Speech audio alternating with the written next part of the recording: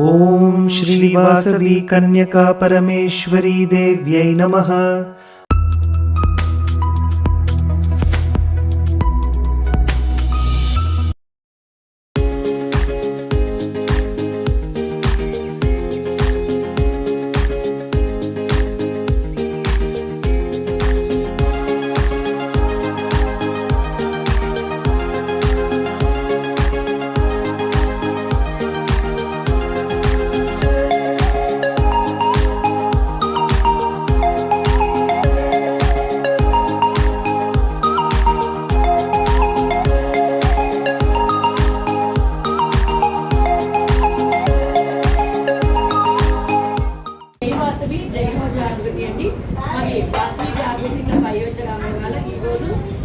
Monthly meetings అనేది మనం ఎప్పుడు కండక్ట్ చేసుకుంటాం కాబట్టి ఇవాళ అంశం వచ్చి అభయమస్తు అండి.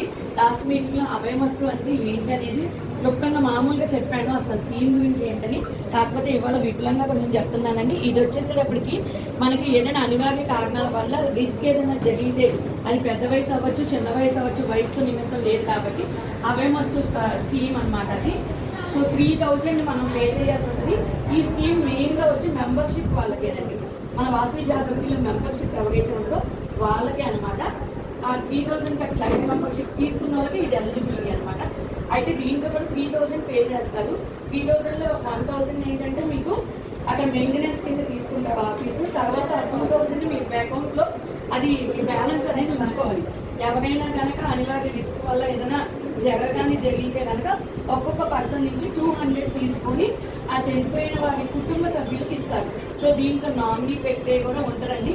మీకు ముందు అప్లికేషన్ మీరు ఇచ్చినప్పుడే మనకి నామినీ ఎవరు ఏంటనేది డీటెయిల్స్, అలానే మీకు అభయమస్తు యొక్క అప్లికేషన్ ఇచ్చినప్పుడే ఏ పేమెంట్ ఎలా జరిగింది అనేది కూడా మీకు తర్వాత బ్యాంక్ అకౌంట్ లింక్ అనేది కూడా జరుగుతుందండి.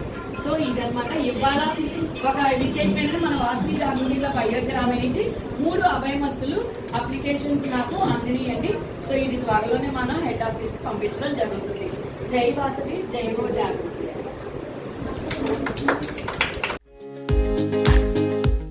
జై హో జాగృతి అండి.